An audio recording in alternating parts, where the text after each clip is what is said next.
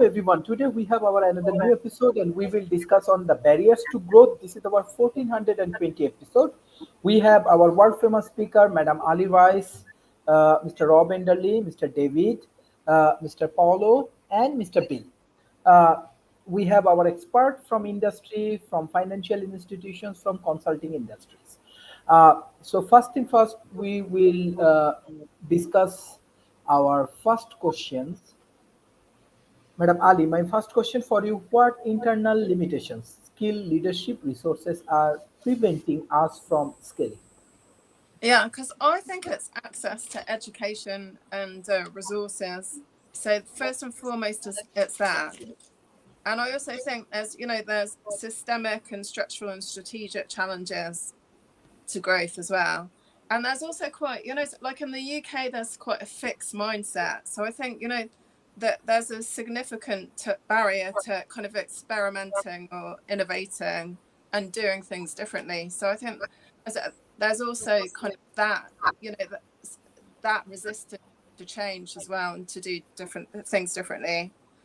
And as an educator, one of the most important things is fostering a love of learning and kind of an open-mindedness to kind of push things and create new boundaries. And so I think all of that's really important. Uh, Mr. Rob, what's your thought about this question? What internal limitation, like skill, leadership, and resources, are preventing us from scaling? Well, there's always when you have the kind of rapid advancement that we currently have, there's a lag in skills. The skills that you use prior to the advancement become obsolete, and the skills you need that are tied to the advancement. And here I'm mostly talking about artificial intelligence as an engine for growth because it's a massive force multiplier. And so the difficulty we've got is AI is able to do an awful lot of things that people previously did. But now we need people that we didn't need before to implement the AI, to spin it up, train it, and to know how to properly use it. We just had a major issue with Musk's Grok, where they attempted to force outcomes, and it pretty much made the thing go crazy. And kind of showcasing again that 2001: A Space Odyssey was somewhat prescient, and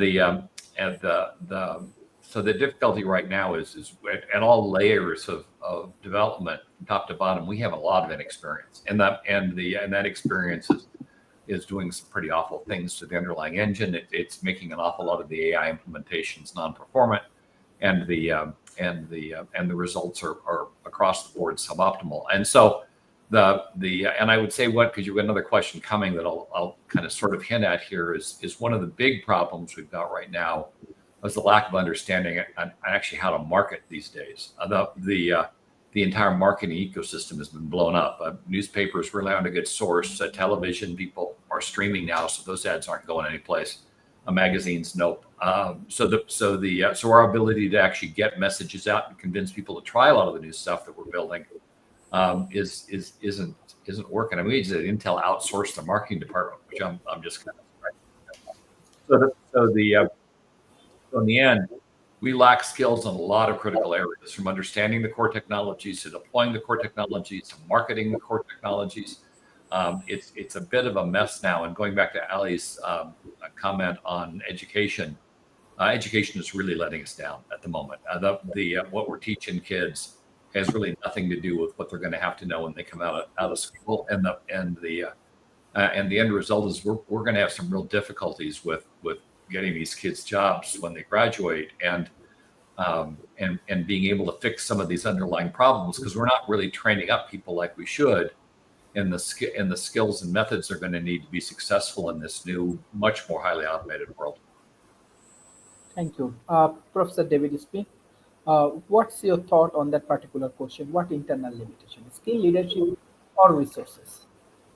Well, Ali and Rob are both right. Part of it's the education. You hear me, Sharif, very often talk about we're in a time. It's not just the education of the new people coming into the workplace out of colleges out of trade school, out of boot camps, and other things like that. So it's just not the new ones, it's the ones which are in the existing workplace as well. I have multiple friends who have been laid off from places like General Motors, from Google, from Indeed, and other places like that, who have 25-year careers, but they're not going to be able to find jobs because they didn't do lifelong learning.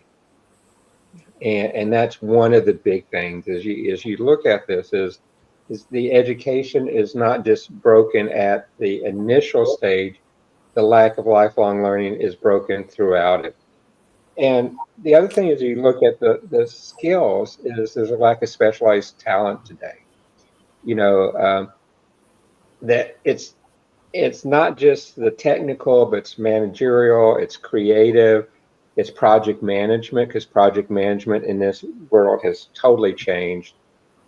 There's limited innovation capability. The workforce today lacks really critical thinking and problem solving skills that we see, particularly as you see the people who had those leaving the workforce because they cost too much. And so you see that as a big thing here. There's leadership challenges, though. Scaling is what we're trying to do. It requires clear leadership vision, well-communicated strategy, and that's the only way not to have confusion and misalignment. With the tough times we're in right now, with these shifts of market, globalization, technology, artificial intelligence, data, you have to delegate and empower more. And in times of change, empowerment and delegation go away. There's financial constraints which are there of all, excuse me, of all different types. You have operational bottlenecks. Many of the outdated systems are inefficient. You cannot automate them. The AI tools don't work with many of the old systems. And so you have these operational bottlenecks, and you have low employee engagement right now because there is a fear of what's happening, and so more and more people are becoming disengaged. And you have that, and there's a resistance to innovation today because the cultures are beginning to discourage risk taking, and penalize failure can be today really bad in the market we're in. So all of those things, Dr. Sharif, really answer your question here about the internal limitations. And you throw that on top of a global economy that's totally in shifting, where you're seeing workforces that are one time globally distributed now beginning to become regionalized again. And there's a lack of communications between these regions that are further inhibiting the ability to grow. Thank you. Mr. Paulo, what's your thought? Well, we have to split the difference, just covering all the others already done really well aspects. From we said in Italy, okay, the head is smelling from the fish is smelling from the head. And so, what's about leadership? Does the new leader or the leader know properly how to move forward in this massive revolution? Because it's a thinking concept revolution, not just a technical one. And so open innovation and all related have to become reality, to build an ecosystem, not just a label, but a concrete action. And to have, of course, the possibility to govern this type of AI agents revolution, but a really human approach. What does it mean? Normally, leader have just talk better with the CFO than with the chief strategic officer. In reality, is a position on the strategic company, and the skill and the inner value of all intangible assets inside any type of companies or even institution have to be having an appropriate value. And the valorization mean, of course, training, mean, of course, different type of aspect regarding career and related. But first of all, I have to start with something starting from the leader and the CEO and the top management. So a kind of revolution have to be governed properly like that, with the skills properly trained, even inside the company, not just in the new skill. On the new skill, totally correct what was done on the scholarship role and related. We need a more, let's say, open mind and mindfulness. Eduardo Bono signed that more than 40 years ago. But in practice, what we know about our own mind and related way to practice at the best, not just the brain, but all, even the moral compassion, let's say, on the humanity broader vision point of view, nothing at all by the normal scholar system. And so the multiverse was happening previously, that the metaverse, and that perhaps with a more holistic approach, even of course, on creating and cultivating the talent for the new skills must be a new process. Automation and all related coming out with quantum computing in a couple of years will be more and more and endorse this type of massive revolution. We need properly new rules, even on how to govern it at the leadership point of view in the business and in the scholarship for the new talents. Thank you, Mr. Bill. What's your thought? I think you are from healthcare industry, so how you want Yes, to this thank you. leadership? Can you hear me all right? Okay. Yeah. So from the point of view of healthcare, the paradigm has been changing globally. So 10 years ago, we talked about health or public health. Now we're talking about One Health. So the scope, the focus is changing and evolving. And as that happens, we also have to become literate to the issues that embraces. And in the situation that I've been working in, where I mentor public health students from over 30 institutions, the main point that I find is it's issues having to do with basic understanding, communication skills, writing skills, reporting skills, grant writing, very basic issues. But in a new paradigm of now One Health and having to address that from a global issue, and where we really have kind of an issue with finding leadership is to look at potential candidates in terms of their skills, their abilities, and what we can teach them, what they can actually learn, but what inherent qualities they also have to be able to have good communication skills, to be able to pursue those areas. And so uh, it is not everyone that is potentially has the potential to be a leader, but find just like we find Olympians at a very early age and train them in the field of public health, we want to find the most enthusiastic and ambitious, as well as those willing to learn at as early an age possible. Some of them, I get after medical school, some I get before medical school, and some don't go on to any clinical training at all. But if they have that spark in them to be able to make change and to take control and to communicate and to establish understanding and listening and deal with those health literacy issues, then we have a leader. And I'm in the process of looking at uh, and moving that forward in many countries right now, and with some success. Thank you. Thank you. My next question for Ali. What financial constraints are limited our ability to expand or invest? Yeah, well, I think because definitely in the UK that we've had ever since 2020, we've had a cost of living crisis. So I think the thing is that as whatever you spend doesn't go as nearly as far as it did. Can you hear me? Okay. Yeah. And essentially, I just think the resources are limited. The health service isn't financed anywhere near as well as it should be. And essentially, the payment first.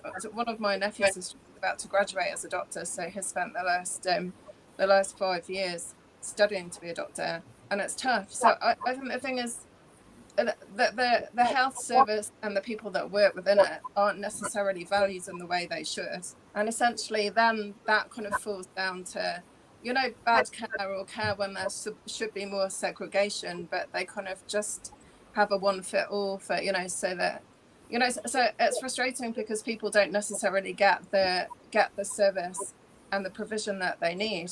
So and I think it's all about resources. There's also, I still think there's chiefs, that there's a lot of people that are in management positions or higher that don't necessarily do a good job, and the real work falls down to people that are underpaid. So and it is about training and education, and and being equipped to deal with the problems day in, day out, and the way that they approach patients is really important as well. So essentially, most patients should have a good experience, and one of the things that they should assess is their capability before they deal with that patient, so they know whether they can walk or not, whether they need help or not. And essentially, just recently, just in the last few days, somebody very close to me had quite a traumatic experience in hospital just for a few nights. But essentially, they weren't even put in a ward; they were just left in A&E overnight. So so I just think that I think everyone's under resourced, and for me, definitely the systems, the health system, the education system, the financial system, they were all quite broken anyway before 2020, and COVID's always going to be an excuse for the fact they had to change things, but we were ill-equipped to do what we were doing, and things needed to change and evolve anyway. So all the systems need to be shaken up and sorted out. So yeah. Thank you. Mr. Rob, what your response? What financial constraints are limiting our ability to expand or invest or have different strategy for that? Well, a variety of them. I mean, typically, if you look over at China, the government is heavily invested in advancing their businesses at a significant rate, and you're seeing that advancement. In many ways, they are now ahead of the Western world in terms of electric vehicles, and on par or getting better with regard to artificial intelligence. And they're a little bit lagging a bit on processors, but in terms of the engines themselves, DeepSeek is very performant. And when it comes to even aircraft and space development, they've gone from being a lagging country to at least being on par, if not a leading country, largely due to the massive investments the Chinese government is making into their businesses and technological advancements. And their education system is actually pretty good too. So the probably not as good as I think probably should be, but still very very competitive. And so the end result is the funding's available to drive that country forward at a very fast rate. Now they're at that speed they're moving. They're also making some mistakes, but that kind of comes with it. You just want to make sure you don't throw the baby out with the bathwater. But the Western world is not investing at the same rate. The governments are not as focused on providing subsidies, particularly educational subsidies, and are often more focused on right content in schools as opposed to I mean politically correct content in schools, than in ensuring the students are coming out of the schools properly educated for the future. So, kind of across the board from education to R&D investment, we're not investing at the rate, the governments are not investing at the rate that they should be. And the end result is with China being perhaps the exception, and you might argue places like Singapore are kind of outliers as well. We're underinvesting currently in the technologies that we're developing and allowing Eastern countries to move, particularly China, to move far more quickly. And I think that's going to be problematic as we move into the era of fully autonomous weapons, robotics, and whether we're talking about military action or economic action, the differences in economies of scale and performance, and particularly manufacturing capabilities, are going to make it pretty clear that unless something changes, China is going to be very dominant as we enter the 2030s. Thank you. My next question for Mr. David: are we targeting the right market segment and customer needs effectively in terms of solution? Well, Sharif, that's a great question. Let me actually add one more point, if I can, to what Rob said, though. Because, Rob, I don't think it's just the money that the Chinese government is putting towards the people. I also think it is simply also the population there. Because Yeah. I've had Chinese tell me that our top 1% of our students, our top 1% of our professional is equal to your top 50% in numbers.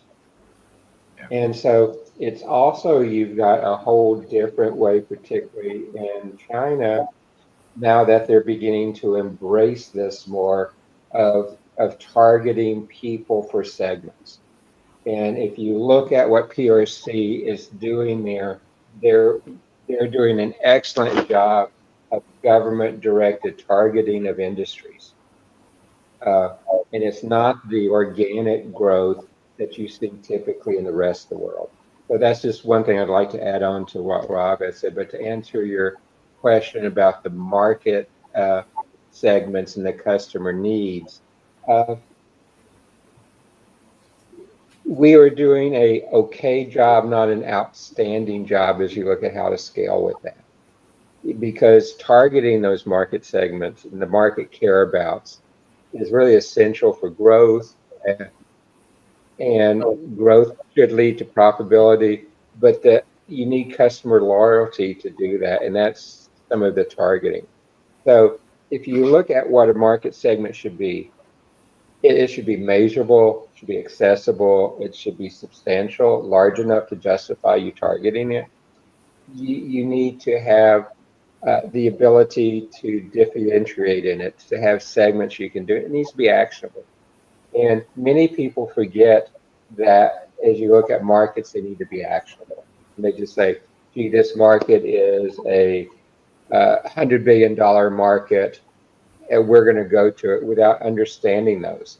And then you have to also look at segmentation as you look at targeting the right markets. You need to look at demographics, the age, the gender, the income, education, what's the geography? Is it global? Is it regional? Is it city? Is it climate? What are the values, the interests, the lifestyle? What are the behavioral parts? What are the purchasing habits, brand loyalty? That one's very, very interesting as you look at how that plays out.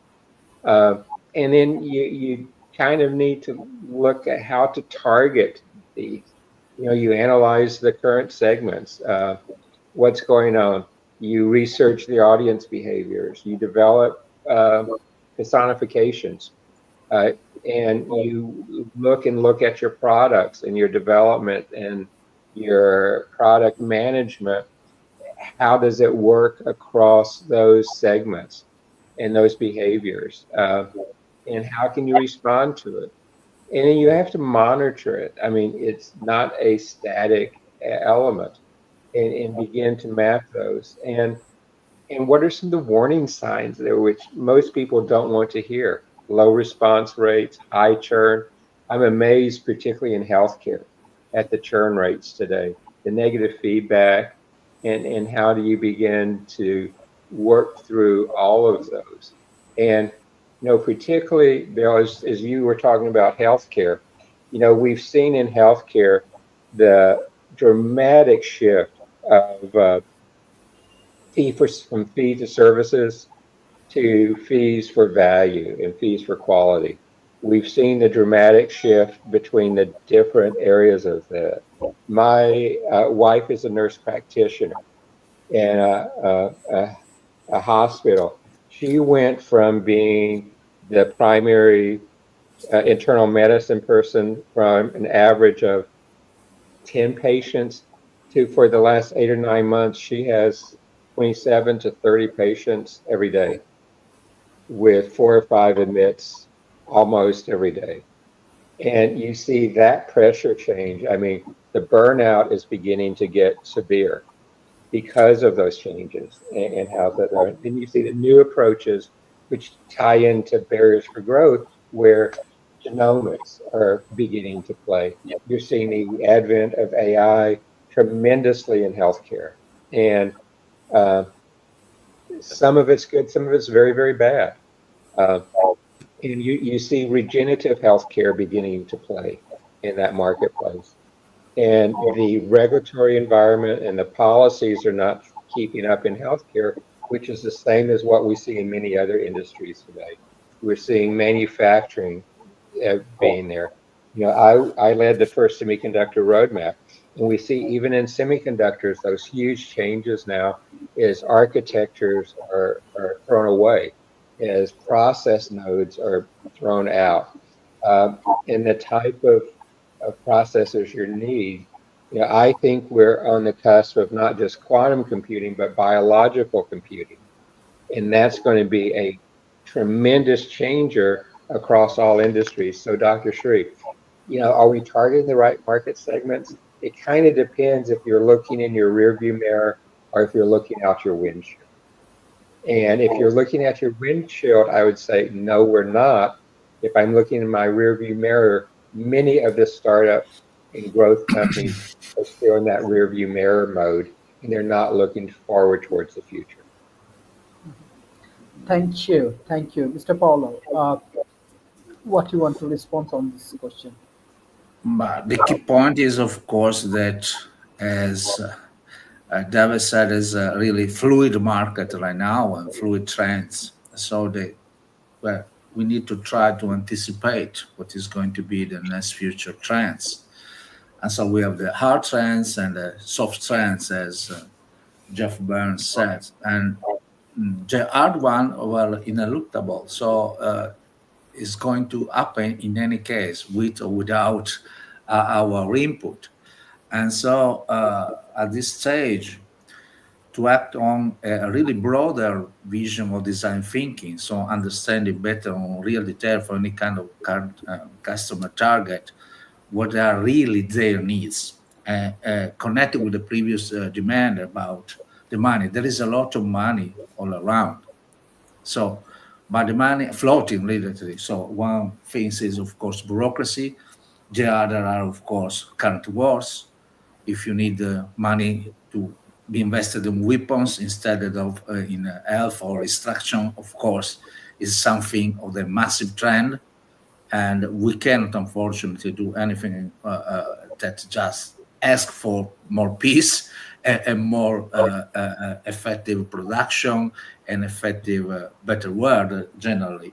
And that is connected with, of course, with the carbon neutrality revolution or related potentiality.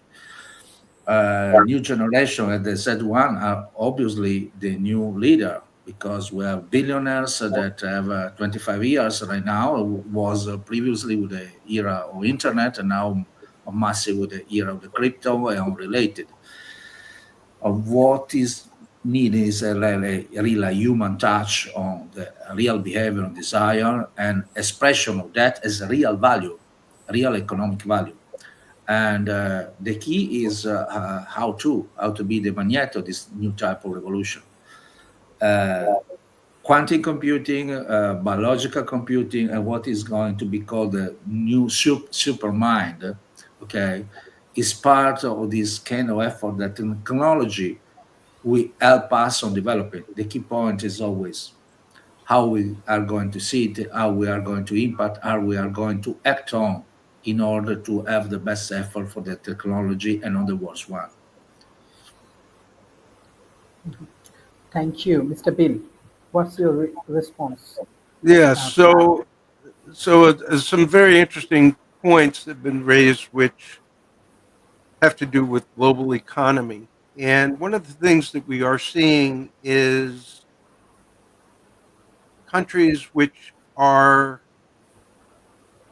or are pursuing potential agreements where actually it's not a fair deal, where there's an equal return on investment within those deals.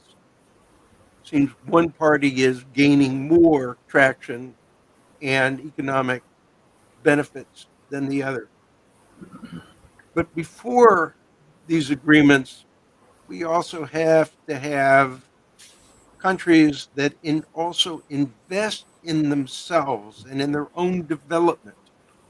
Because what good is it if their manufacturing or their production or their minerals or their resources or their education or their healthcare is substandard and does not serve their population well? And what we're seeing is, as a result of some of the things that have occurred during this administration, during the U.S. administration, is some of these long-standing goodwill activities that have been done to help boost the economies of other countries has been withdrawn, and I believe unjustly. But what this has sent a message to these countries is that they need to become more resilient and self-reliant in order to become actually good trading partners. And they will get there if they also look at investing in their abilities as using their own resources to build up industry, to build education, to build the capacity that's missing to actually create a productive society that the government is actually taking some responsibility for. And this is what I think all people around the world are looking at. Does does their government actually serve their needs for what they give their government, whether it's in taxes or other costs?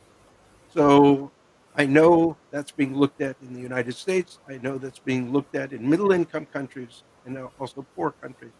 So low income countries. So we need to create an equitable situation within the world economy, and so that there is some balance in terms of give and take.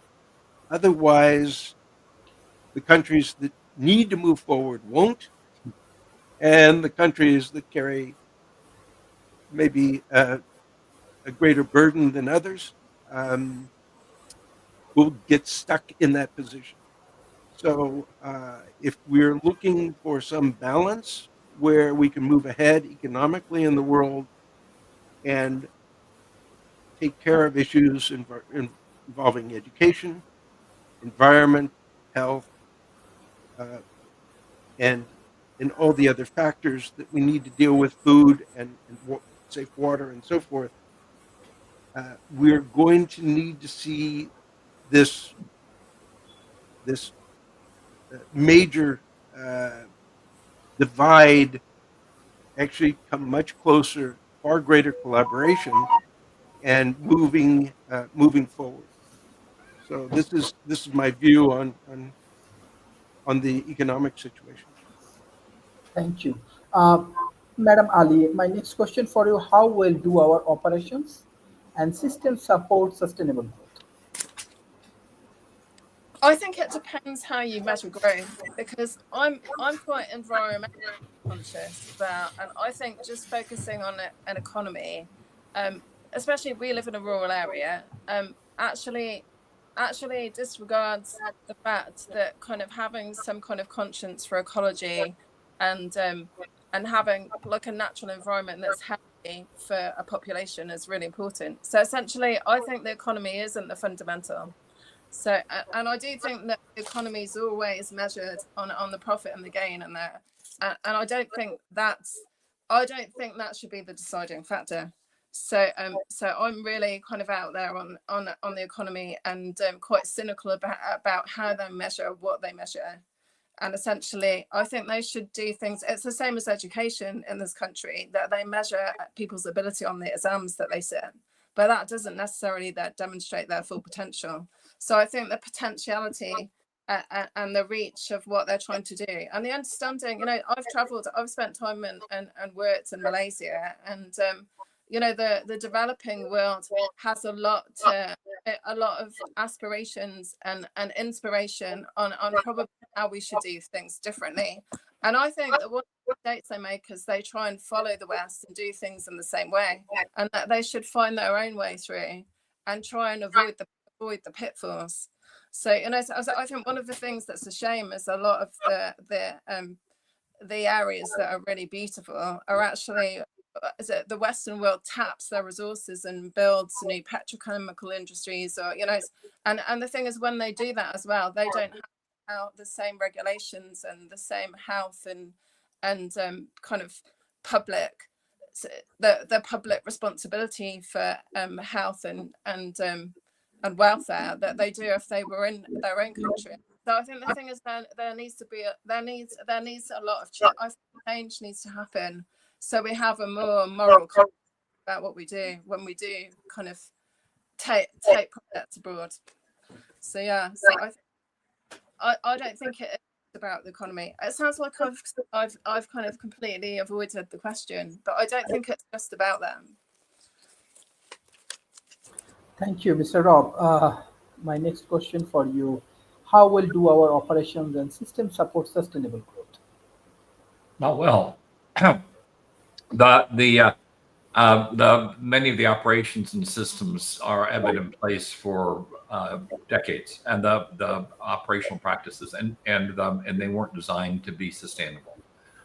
If you look at our entire electronic equipment ecosystem, it's based on the concept of churn, replacing hardware, not upgrading it. That we do have some capabilities to upgrade hardware, but many of those capabilities are themselves over a decade old. So we really haven't advanced design to a point, and really across the board, whether we're talking about building design, automotive design, equipment design, factory design, we really haven't advanced it to a degree that allows for rapid upgrade and replacement without disposal. And so the end result, while we could certainly build things that are far more sustainable, where the parts could be reused and where the equipment could be upgraded, we choose not to do so. The hope is, I think, at some future point, as we move to more of a services economy, and in a services economy like printers, which is a good example of a services economy where you don't really make money from churning the hardware, so you leave it in place for a much longer period of time. Then even accidentally, you get to a more sustainable model because you're not disposing of stuff as rapidly. You're just consuming the consumables, and then you see things like what HP has done by shifting their sources of consumables to renewable sources as opposed to old forest kinds of supplies, and the end result is they become more sustainable, partially because of the fact that it's more economical to be sustainable in that case. In the end, we've been kind of unaligned in terms of driving sustainability into our overall process of consumption and disposal. largely because the economic models we're working off of are all based in almost all based in consumption and disposal.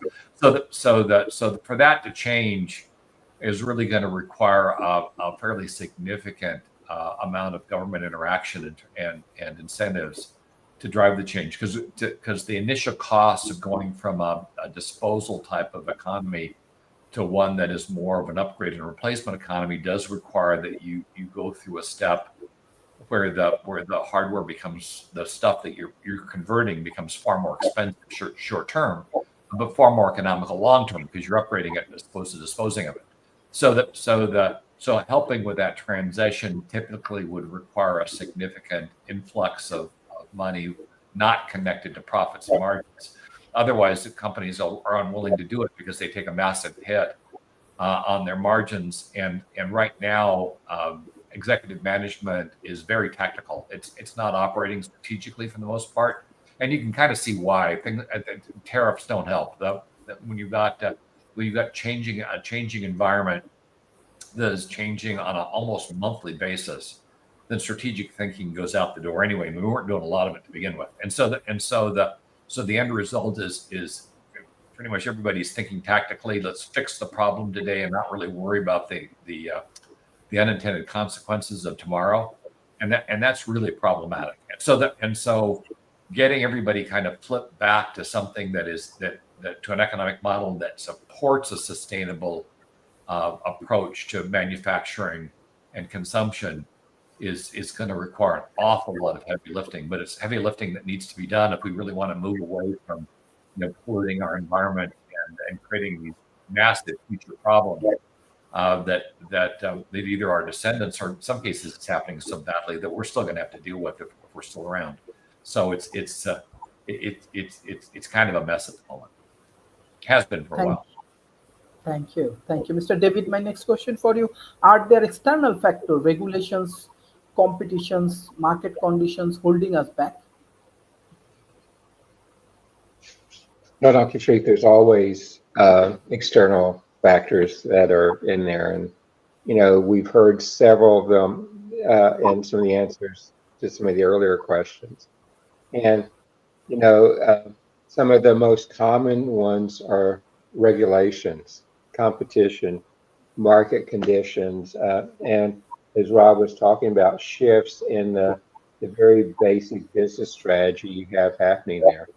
So, in the regulatory environment, and it's very much become a global regulatory environment now. There's a lot of overregulation, and there's a lot of rapidly changing regulations, particularly around artificial intelligence, around privacy, around even the supply chains and logistics that can impose really high compliance costs. It can create uncertainty, and it is a tremendous drain on resources. For example, there's a study done here in the United States recently where over half of small businesses say that regulatory compliance hinders their growth.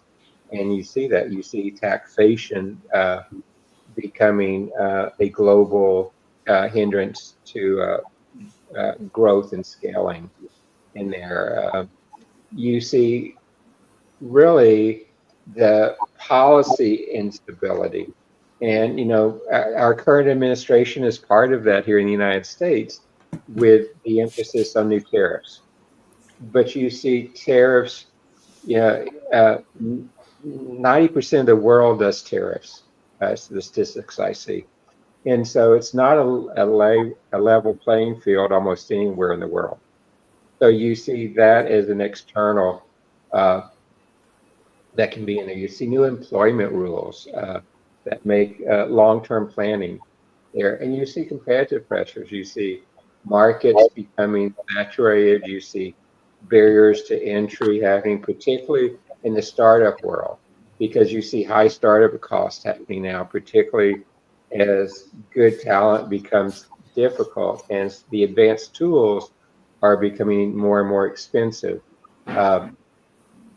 You're seeing established competitors doing everything they can due to, in many instances, price, startups, and early stage growth out of the marketplace.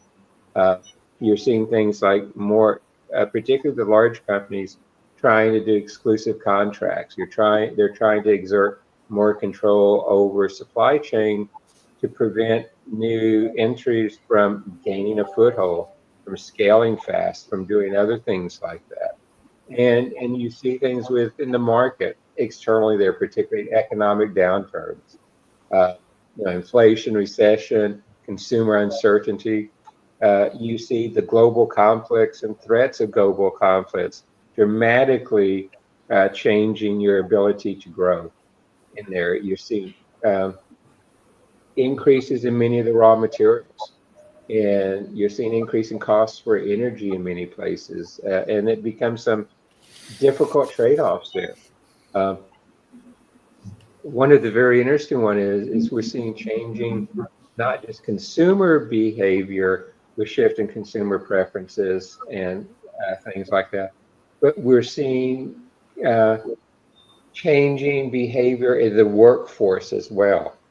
We have 5 generations in the workforce now at the same time, which we haven't had in the history of the world before. And each of those generations wants to work differently in the workforce.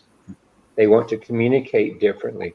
They want to do different tools. They want to have everything. And as an external factor, that view of these generations with the way they want to work is a tremendous, tremendous barrier to growth. Millennials did not want to work in an environment that a baby boomer did.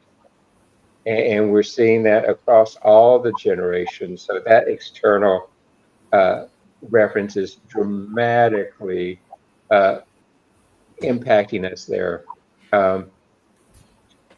Societal trends, but to me, some of the biggest external factors that are hitting us today are the last two I'm going to mention, is you have this whole geopolitical instability.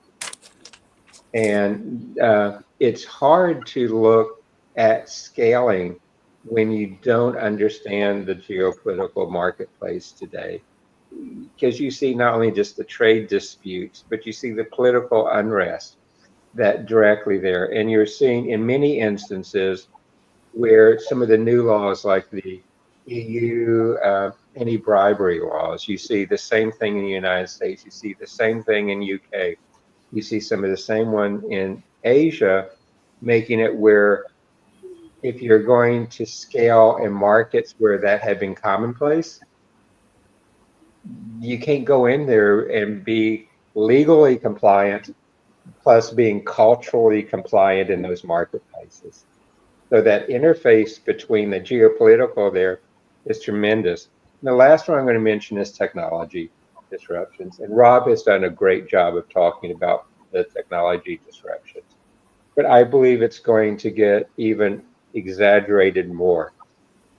We're in a time now with the growth of sensors, the growth of Internet of Things, with automation taking place there, with the movement from more centralized approaches to dealing with information, data, creating knowledge and wisdom, to things being done at the edge of cloud because you want low latency, you want fast response. And the regulatory impact on technology of where the privacy laws are making it where you cannot move people's data, for example, out of many of the states, even in the United States now. I cannot move data from here in Texas to California because I'm in violation of the privacy laws now in both states. How can I scale? How can I really do that with that type of uncertainty of, am I in compliant? Is my technology going to support me? Am I using databases that are going to sync across those regions? But by syncing, does that charge you the problems? And so those are some of the things that I think are really there, Dr. Sri. Thank you, Mr. Paolo. My next question for you: are we leveraging technology and innovation to drive growth? Big question. the reality is that we have a sort of real hard resistance inside the society globally, even the corporate. What I mean, there is a lot of investment on innovation, but not properly in a real open innovation, not creating ecosystem. Coming back to the last question, the redundance of bureaucracy everywhere is not definitely compelling to a real disrupt innovation adoption in any part of the country, and we are living in a global economy. So what David was saying about geopolitical governing rules plus cultures, that obviously should be the must, even the cultures, is growing and growing in a deeply redundance of bureaucracy governing rules because we are most part for the politician related scary about the innovation and not properly surfing the wave. And that is going to be a crucial impact. Give an example. What's about blockchain and smart contract full adoption to avoid bureaucracy, redundance, or governing laws? We have the same problem that David mentioned here from Texas to Los Angeles in any kind of reason in Italy, because was approved a kind of article, like the fifth article. And so any region has its own rules for the law, for the things, and embarrassing different system about the informatic big data issuing and related. So one system cannot talk with the other. And that's, of course, a lack of transparency, a deep barrier for the real innovation. And we have the full potentiality of leveraging. And we have even new area, for example, Middle East, this is totally pushing for this kind of hard innovation coming from all positions. They have even on carbon neutrality good position, and on a generative AI and all related, a massive positioning with the just yesterday was done another agreement between Emirates and King of Saudi Arabia for 60 billion, so interchange about AI and net zero compliance policies. So some, let's see, less democratic countries are governing this better by government position. West economies are a bit too ancient. I mean, we have all the population and perhaps too old governing rules, too scary just about outgoverning everything, about GDPR, about no problem on that, no problem on that, but not properly understanding the full phenomena, the impact on the society point of view, and how to serve it properly to evaluate any kind of steps in the school, so to create the talent, not just to govern. And so thinking to the long trend period, but even right now, how to act on properly in order to, you know, that with the group of Future Lab, there is a couple of books about AI future and the AI nation impact and related. And that is, we as consultant, as formers, full-time study the new trends and the new things, we can give the framework.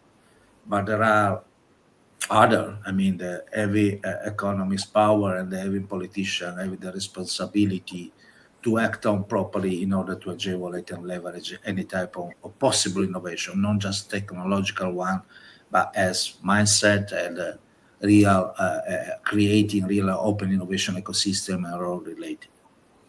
Thank you. My final question for Mr. Bill. Do we have a clear and adaptable growth strategy supported by data?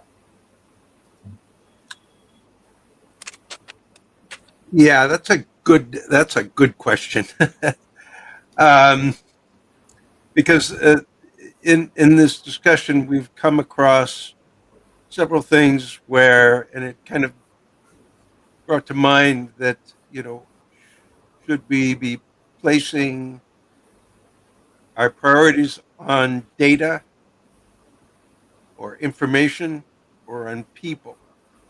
And, there's been this long-standing concept that as you develop and create innovation, you make things easier, but you put people out of work who are who are doing those functions. And now machines are doing that. But I thought of a really good example, and it's not the movie I, Robot. It's more actually what happens very recently in all the press coming out of the UK regarding the postal system there and that scandal. So I don't know if you're familiar with it, but it is quite an interesting story, and it's a great example of what happens when our priority shifts from the human element to machines and data. And I think Ali really made a point of this, which is that we shouldn't forget that. And even, I believe, even the CEO and founder of the big platform in China also said that our biggest danger is to remove the human element from being the most important part of moving forward.